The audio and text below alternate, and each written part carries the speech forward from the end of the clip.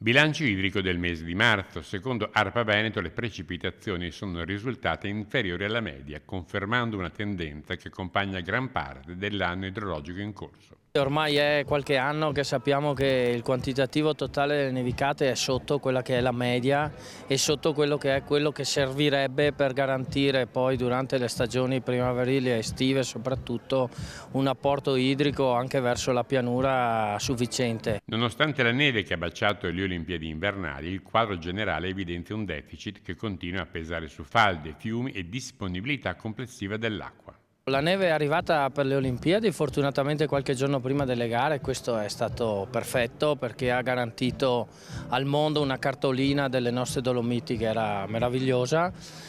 Sicuramente i quantitativi di neve necessari a garantire gli apporti idrici in pianura per tutta l'estate sono ben diversi da quelli che ha fatto qui quest'inverno. Anche se alcuni indicatori mostrano segnali di relativa stabilità, il sistema idrico resta in una condizione considerata delicata. Le precipitazioni sotto la media rendono decisive quelle che si avranno in primavera. Il rischio è quello di trovarsi in una situazione di crisi idrica nel corso della prossima estate. Quest'anno ci sono state parecchie nevicate ma tutte con poco quantitativo.